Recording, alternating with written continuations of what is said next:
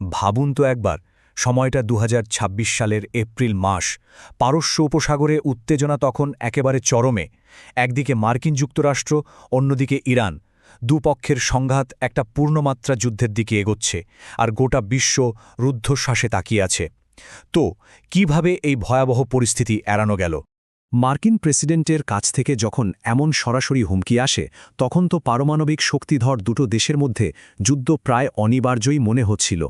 কিন্তু ইতিহাসের পাতায় লেখা হলো অন্য এক গল্প। চলুন দেখি শেষ মুহূর্তে কিভাবে এই মহাবিপর্যয়টা এড়ানো সম্ভব হলো।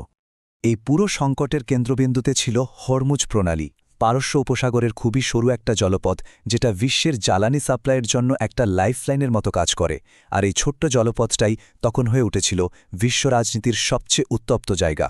মানে ২৮শে ফেব্রুয়ারি ইরান যখন এই প্রণালীটা আংশিকভাবে আটকে দেয়, তখন মনে হচ্ছিল যেন বিশ্ব অর্থনীতির হৃৎপিণ্ডে কেউ আঘাত করেছে।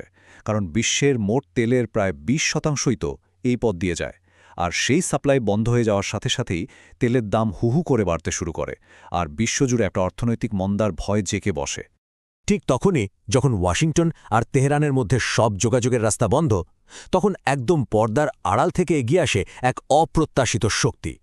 তারা এমন একটা কূটনৈতিক সেতু তৈরি করে যা প্রায় অসম্ভবকেই সম্ভব করে তুলেছিল। কিন্তু প্রশ্ন হল, পাকিস্তানি কেন?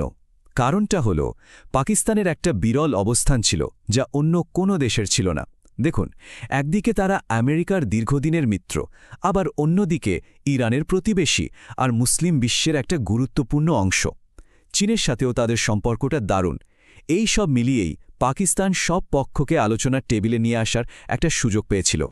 এই অসম্ভবকে সম্ভব করার মিশনে সামনে থেকে নেতৃত্ব দিয়েছেন পাকিস্তানের প্রধানমন্ত্রী শাহবাজ শরীফ, আর পর্দার আড়ালে এক অবিশ্বাস্য ভূমিকা পালন করেছেন সেনাপ্রধান জেনারেল আসিম মনির। শোনা যায়, একটা খুবই সংকটময় রাতে তিনি একটুও ঘুমাননি। এক কানে ওয়াশিংটন আর অন্য কানে তেহরানকে ফোনে রেখে শান্তির জন্য একটা পথ খোঁজার চেষ্টা করে গেছেন। সত্যি বলতে, পাকিস্তানের এই সাফল্য অনেক আন্তর্জাতিক বিশেষজ্ঞকে অবাক করে দিয়েছিল। যেমনটা দক্ষিণ এশিয়া বিষয়ক বিশেষজ্ঞ মাইকেল কুগেলম্যান বলেছেন, এটা ছিল সাম্প্রতিক বছরগুলোতে পাকিস্তানের সবচেয়ে বড় কূটনৈতিক বিজয়, যা অনেককেই ভুল প্রমাণ করেছে। এই রুদ্ধশ্বাস আলোচনার ফলাফল হিসেবেই জন্ম নেয় ইসলামাবাদ অ্যাকর্ড। এটা ছিল একটা ঐতিহাসিক শান্তি চুক্তি, যা শুধু একটা যুদ্ধই থামাচ্ছিল না, বরং ওই অঞ্চলের ভবিষ্যতের জন্য একটা নতুন রাস্তাও তৈরি করছিল। এই টাইমলাইনটা দেখলেই বোঝা যায় পরিস্থিতি কতটা উত্তেজনাকর ছিল। একদিকে মার্কিন আল্টিমেটামের সময় শেষ হয়ে আসছে, অন্যদিকে ইসলামাবাদে চলছে ২৪ ঘণ্টার এক কূটনৈতিক দৌড়। প্রত্যেকটা মুহূর্ত ছিল ভীষণ গুরুত্বপূর্ণ, কারণ একটা ছোট্ট ভুলই কিন্তু বিশ্বকে যুদ্ধের দিকে ঠেলে দিতে পারত। ইসলামাবাদ অ্যাকর্ডের সবচেয়ে বড় বুদ্ধিমত্তার পরিচয় ছিল এর দুটো ধাপে এগোনোর কৌশল। প্রথমত, এক্ষুনি একটা যুদ্ধবিরতি ঘোষণা করে পরিস্থিতিটাকে আগে ঠান্ডা করা, আর দ্বিতীয়ত, সেই শান্ত পরিবেশে একটা দীর্ঘমেয়াদী সমাধানের জন্য আলোচনার দরজা খোলা। এটা অনেকটা আগুন নেভানোর পাশাপাশি নতুন করে আগুন লাগার সব সম্ভাবনাও দূর করার মতো একটা পরিকল্পনা ছিল। এই পুরো আলোচনার ভিত্তি ছিল ইরানের দেওয়া একটা ১০ দফা প্রস্তাব।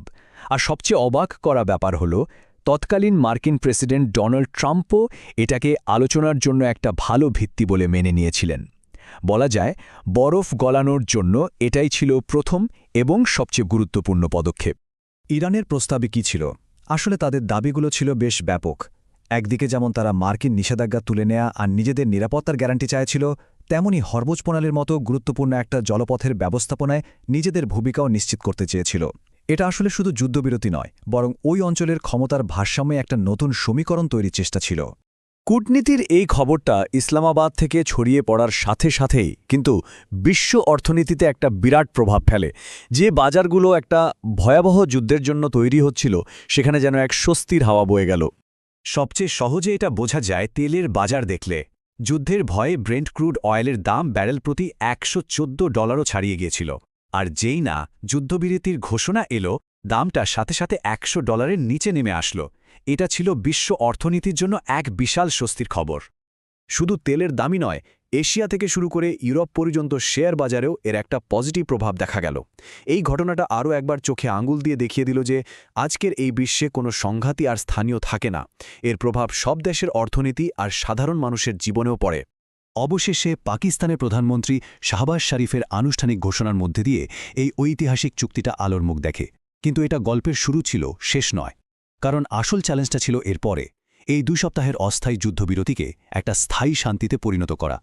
ইসলামাবাদ অ্যাকর্ড বিশ্বকে একটা ভয়ঙ্কর যুদ্ধ থেকে তো বাঁচালো, এটা সত্যি। কিন্তু আসল প্রশ্নটা হলো, এই 2 সপ্তাহের ভঙ্গুর যুদ্ধবিরতি কি শেষ পর্যন্ত একটা স্থায়ী শান্তিতে রূপ নেবে, নাকি এটা বড় কোনো ঝড়ের আগের শান্ত অবস্থা?